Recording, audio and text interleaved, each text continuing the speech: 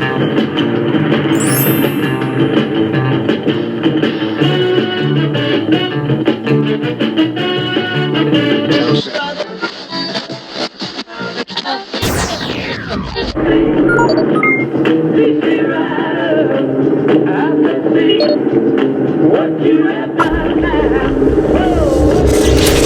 I try it out? Oh, I'm sorry, it's not licensed for the street. How about if I just take it around the building once, just to see how it runs?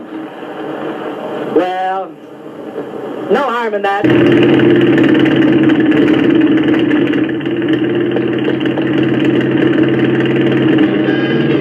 Hey, come back here!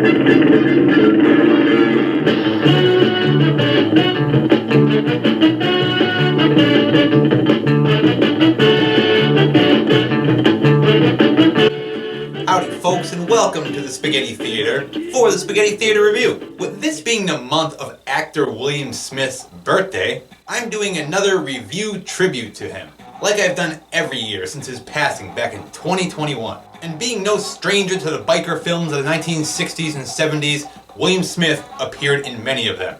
And I'm going with one of my personal favorites, of course, C.C. and Company, starring football legend Joe Namath back in his youth.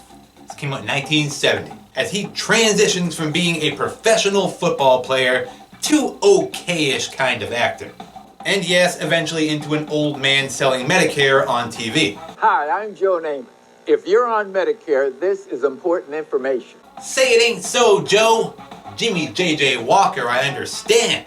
But Joe Namath, did you spend all that football money already? And that C.C. and Company money already? All at no additional cost. But oh well, just like George Kennedy selling Breath Assure.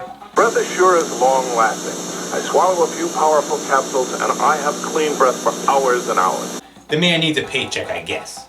So C.C. and Company. Another movie that's hard to find a decent copy of. Can't find any widescreen HD versions of this anywhere. They may exist, but I don't know where to find them. It wasn't well received even in its own day, and every version I've seen is standard and always cuts out Ann-Margret's brief nude scene. The movie was written and produced by her husband, Roger Smith, not the alien from American Dad. That's right, I did produce a lot of movies back in the 70s, but C.C. and Company wasn't one of them. So I'm pretty sure that this gem is in the public domain too. But it really would be nice to see a widescreen HD version, uncut, of this movie, if one exists somewhere. But the real highlight of the film for me is the always reliable as a villain, Willam Smith. The one who didn't slap Chris Rock at the Oscars. Because he wouldn't slap Chris Rock at the Oscars. He'd fucking destroy him with a huge Willam Smith blow to the head. Anyway, in this movie he's playing a character named Moon. Like the one in the sky. He's the leader of the biker gang that Joe Namath rides with and eventually clashes with. So let's get to it, folks.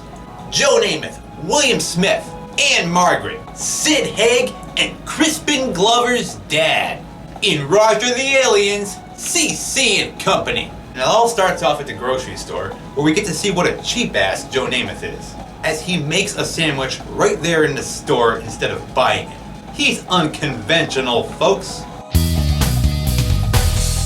He even helps himself to some milk and a dessert. Excuse me. Yes, sir. Where are the cupcakes? 11B, sir, right over there. Thank you.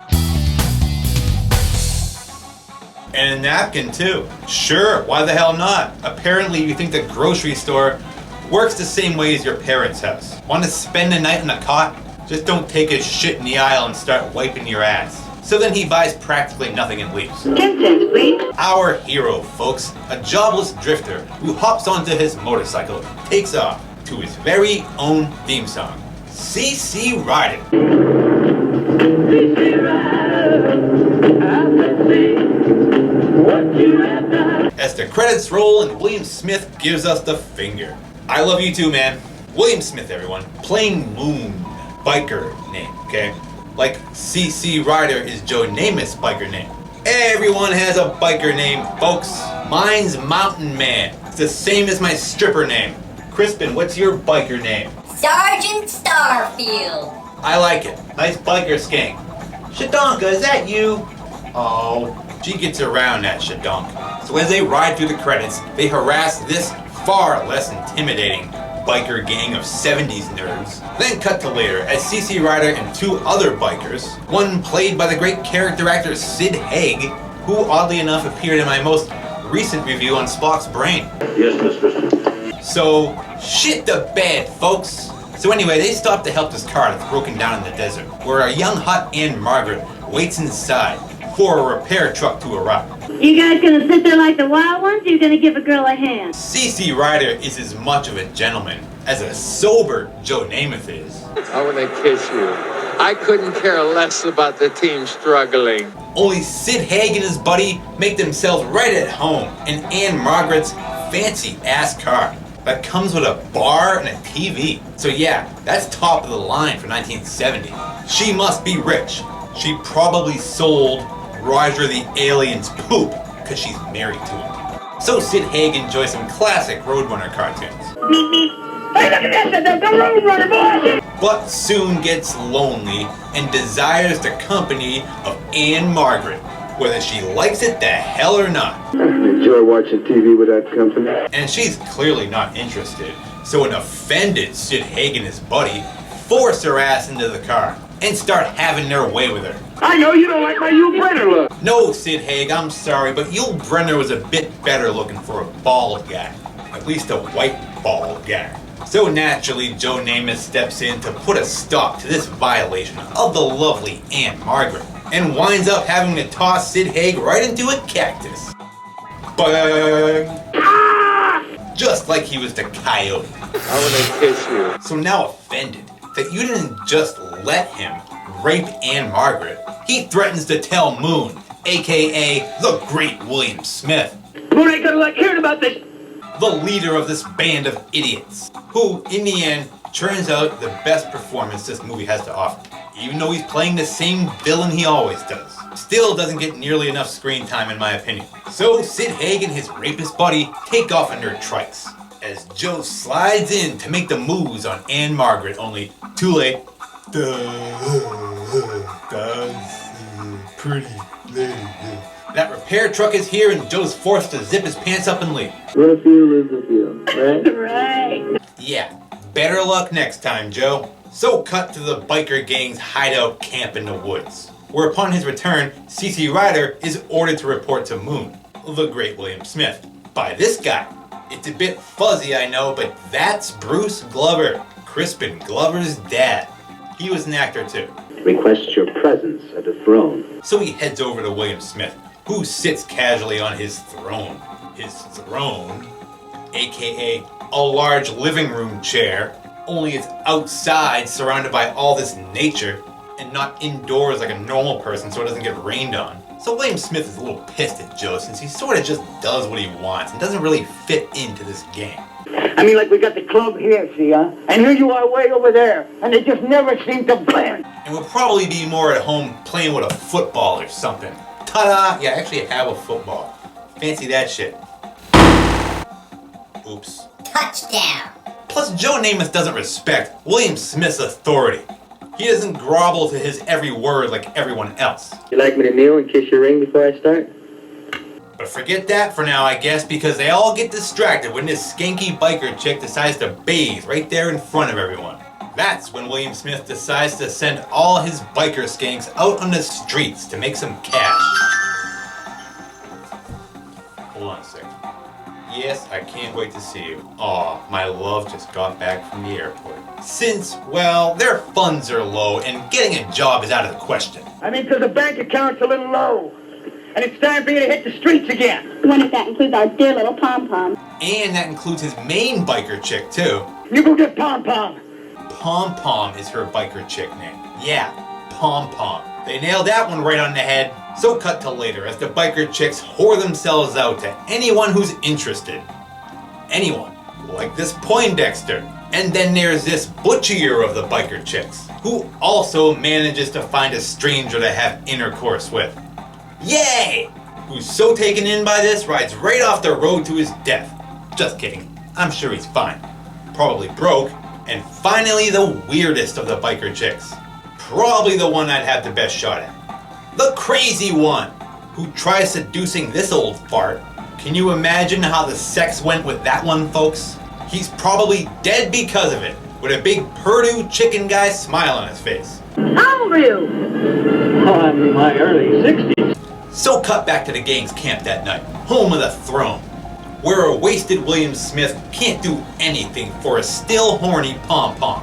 So she starts hitting on good old Joe Namath instead. And you've had your shot at all of the other girls? Because you're scared silly of moons. And to prove once again that he doesn't fear the bulging muscles of the great Willam Smith, he has his way with a very woolly pom-pom. Come on, that's the way. So cut to the next day, at this local dirt bike race, being held just adjacent to the local side hacking race, where a young Ross Hagen is wooing the crowds. Only the dirt bike race is crashed by Willam Smith and his band of misfits. As we see that Ann-Margret is also here because apparently she's a successful photographer, taking artsy pictures of the race. So Willam Smith decides to ruin the dirt bike race by taking his biker gang right onto the track, and in the wrong direction, which for them is a wacky good time.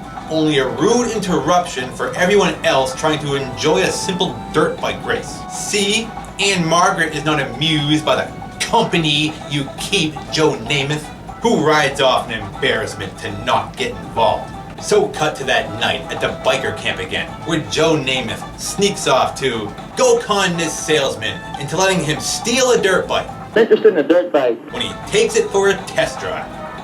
But don't worry, he's not actually stealing the dirt bike. Hey, come back here! Because he left him an IOU note. Hit the wacky punchline music. Side note, he never pays him back. Ba-da-ba-ba-ba-pow. So cut back to that dirt bike track again, as Joe shows off his skills on that newly acquired dirt bike. To Ann-Margret, this old guy, and cocky Peter Fonda here. So he flirts with Ann-Margret for a bit before being complimented by old guy. You race? No. You ought to. You ride as well as anyone around here. Who runs the track here. Enter next Sunday's motocross. All it'll cost you is a $15 entry fee. And tells him that he should enter the next race before he takes off and goes back to that biker camp again to show off the dirt bike to them. They all want to try it out, of course, and Joe just lets them. And they nearly wreck the thing in the first 5 seconds of using it. Dumbasses. Only no one seems concerned, and they all get a good laugh. Except for sourpuss Willam Smith, who hates dirt bikes and doesn't consider them real bikes up against the motorcycle type bikes that he drives. So cut to race day at that track again, as Joe enters the next race and is assigned a number. And that number? Number 12. I hope it's a lucky number for you. Thank you, man. Get it? Cause I sure didn't, only they did act like it was important. So I assumed that it might be his number from back when he was a football player. And yup, it is lucky number 12. Thank you, man. That's when Willam Smith and the gang arrived to watch Joe Namath on his maiden dirt bike voyage, even though Willam Smith is not very excited to be here and is very unsupportive of Joe's dirt biking for cash hobby, cause he hates dirt bikes. They're not real bikes. They're not real motorcycles. You can't look badass on a dirt bike the way you can with long ass handlebars like this. And so bang, the race is on, and there's an immediate pileup right out of the gate. Off to a lousy start today here at the Dirt Bike Kid Memorial Dirtway. This is our species, folks. You're watching grown men speed around on dirt bikes, on a track, inches away from each other, to see which one wins and how many crash and burn into one another, as Ann-Margret documents the whole thing. So old guy who runs the track is watching this and is very impressed with Joe Namath's dirt bike abilities, and really starts getting into it because it looks like Joe's gonna win.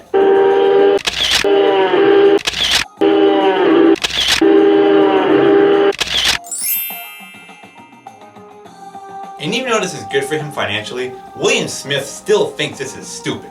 He's like a child who wants all the attention focused on himself, and not Mr. Football Show-Off Joe Namath, the dirt bike kid. So back to Joe Namath, who's inches away from winning the race, when he flies off the track and his dirt bike is wrecked.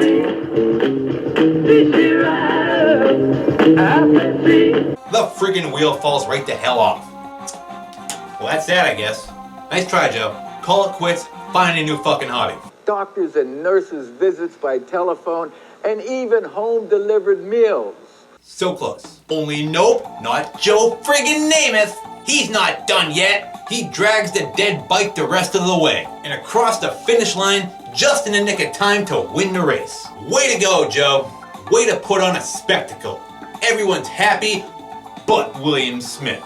Joe Namath is stealing his spotlight again, which he is. But oh well, the movie's called CC and Company, not Moon and Company. You're just and Company. Okay? Deal with it. This is Joe's movie. So Willam Smith ditches this freak show as he calls it. If you guys want to watch this freak show, man, that is your hang-up, not mine. I don't think anyone's referred to a dirt bike race as a freak show.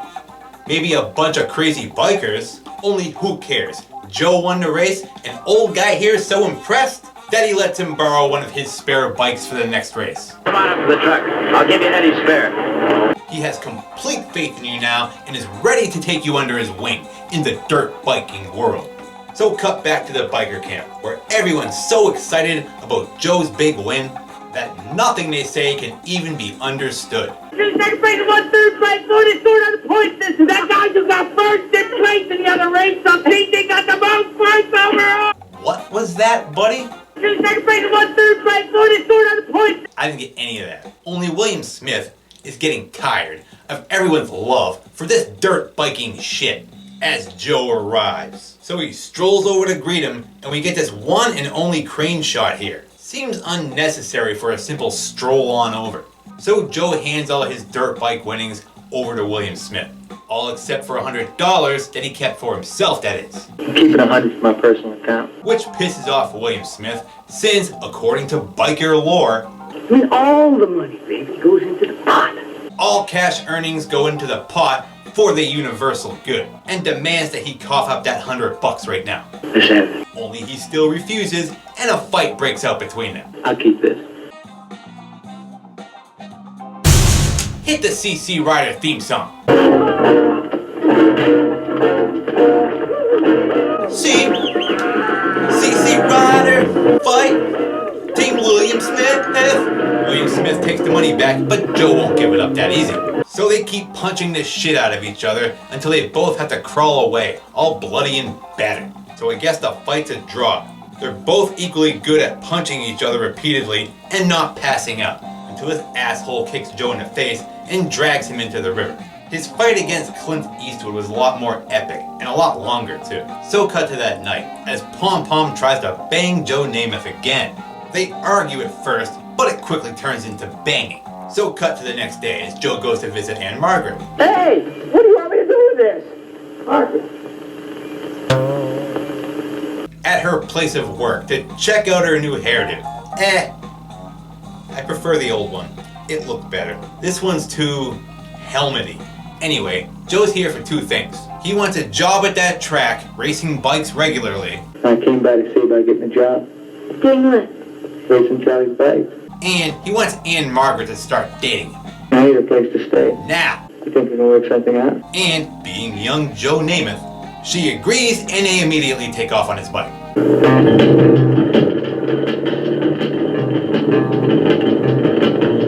Then wind up dancing at this nightclub to that song from the Blues Brothers. Oh, what a treat. I love this song. When I hear this, I always think of the Blues Brothers getting chased through the mall by the cops. Best scene from that movie. That and Rawhide. They play the whole damn song too, as they dance into the night. Yeah, remember when everybody dressed like this guy? And it's somewhere around here, I assume, that we would get the Ann-Margret brief nude scene. Only not in this version. So cut to the next morning, where now Joe has fully moved in, and is living with Ann-Margret in her house. They move fast. I agree, life's too short, and biker drifter Joe has never had it so good in Ann-Margret's life of luxury. He might be one of the world's earliest sugar mamas. If men can support women financially, why not vice versa? So, after some sunbathing, we're treated to their falling in love montage. Not too different from the love montage from Side Hackers. As a matter of fact, I prefer the song from Side Hackers' love montage than the one from CC and Company. So I'm gonna change it. There, that's better.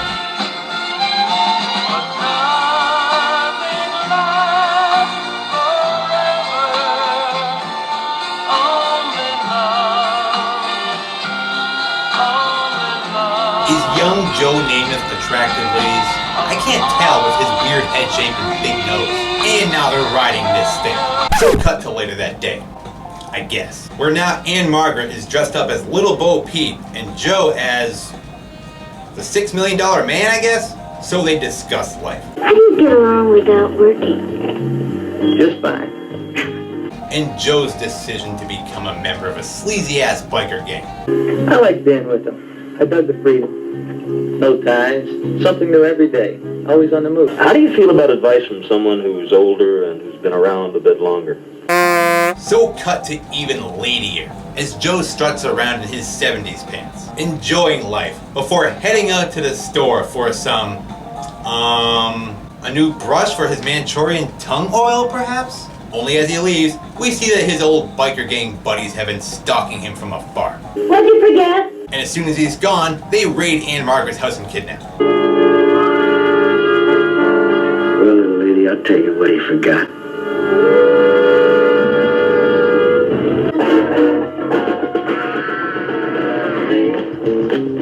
This year I see what you have done now. Whoa. So naturally, when Joe gets back, he's ripshit to find these losers just chilling out in Ann-Margret's living room. So they take him back to their biker camp where they're keeping her hostage. And seeing that he's become Ann-Margret's muse now, makes fun of him for it. Got your clothes for you now, man. Willam Smith then promises to keep the rest of these lunatics from raping Ann-Margret to death. And I mean, it wasn't easy to get the guys to lay off of this. As long as he listens to his little rant, which he does. One Tom went for a midnight swim last week, and when she came back to get her clothes, the club's money was gone. And so was CC. So Willam Smith is pissed at Joe for ditching the biker gang, yes. That's one thing. But when he left, he also took all those cash winnings with him. Thus the kidnapping of Ann-Margret. Give us the money back and you and Ann-Margret can go free. I mean, you get her when we get the place. So Joe uses the fact that he knows that Willam Smith is real cocky when it comes to motorcycles being better than dirt bikes. What you're saying is if I was to race against a real man, say you, I wouldn't have a chance, is that right?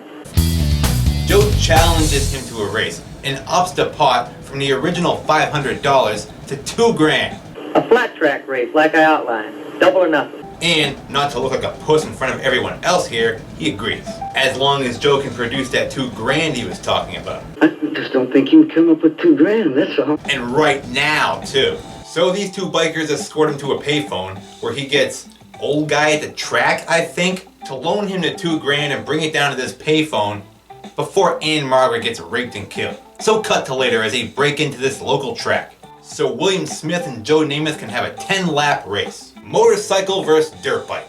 The only rule is that if your bike should break down, Then you can grab any other bike in the track. You understand that? you're free to grab any available one that's around to replace it. So they light the place up. And after this guy does a crazy flip back onto the track, the race is on.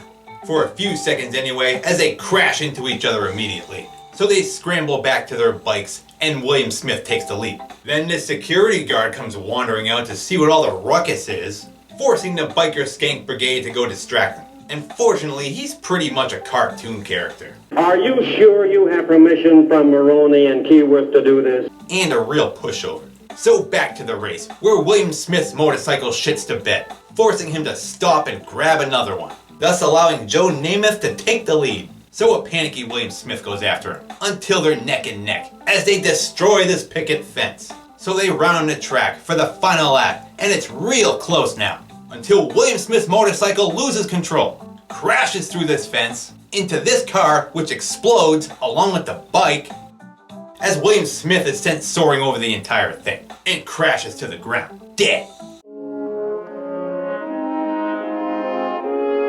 As Pom Pom comes running over to him in tears. So, seeing their chance, Joe Namath and Ann-Margret get the hell out of there. And book it, as a few of the gang members chase after them. Only Joe thinks fast, and tricks them into thinking that he crashed his bike, allowing him time to destroy theirs, by lighting them on fire, and escaping safely with Ann-Margret in the process. So now free from all that shit, they both decide to take off together and start a new life. At least until this whole death of Willam Smith thing blows over. So they ride away together. Free. Sorta. Hit the theme song. That's it, everybody. That was CC and Company. Joe Namath's attempt at becoming an actor. Which leads me into my final thoughts on this not half bad, but not perfect biker film. I wish I had a better copy of this. It does have the uniqueness of being the only biker film to star Joe Namath, and feature an excellent cast of character actors, starting with the great Willam Smith, of course. It's a shame he didn't get a lot of screen time, but I guess he got just enough for his character, which we didn't get to learn a lot about. Sad. But I think Willam Smith delivered the point, as well as he always does, playing characters like this. Now, Moon seemed a bit lazy and unmotivated, even though he was in great physical shape. When did he find the time to do that? Between lying around in his living room chair throne, or just right there in the dirt with Pom Pom. Mostly he was on the bike. Well, that's because in real life Willam Smith was nothing like Moon, as I've talked about in many of my past videos about Willam Smith. As for CC and Company as a movie, well, like I said, it was never well received, even in its own day, according to critics of the time anyway. Like this one I found from Gene Siskel. He's pretty harsh, too. 0 stars, he says. A hateful film. Ann-Margret has a brief nude scene in which she proves that in addition to having a foul mouth, that she is also fat. Okay, fat? At least call somebody fat who is fat. Baldy. Ann-Margret, like I said, was married to the producer and writer of the film, Roger the Alien. No, a guy named Roger Smith, who was also an actor, and played Mr. Roberts on the short-lived TV series, Mr. Roberts. They were married all the way up into his death. And the final fact I'll tell you is about Bruce Glover, who played Captain Midnight, one of the bikers. He was originally cast to be Moon, but when Joe Namath saw him, he thought he didn't look tough enough to take on the great Joe Namath. So he was replaced by Willam Smith. Sorry, Bruce Glover, but I gotta agree with Joe on that one. Willam Smith is far more of a challenge for him. Plus, he's the real star of the show for me. Even though I didn't think Joe Namath was bad in this. He has the acting range of John Travolta in Bubble Boy. I have a strange feeling, man, that you keep following me. But he's not awful. So a happy 92nd birthday to Willam Smith. May you continue to rest in peace. As some of us here on Earth time still enjoy your many works. Up in heaven right now, crashing his motorcycle through the pearly gates of his very own heaven and challenging God to a drag race. And with that, I'll end my look at this slightly underappreciated, if not far from perfect, biker film, CC and Company. A big thanks again to all of my subscribers and leavers of comments. I do love those. Adios for now, folks, and I'll see you at the theater. You gotta ride home, Crispin. I'll let you be. Bye, Shadonka.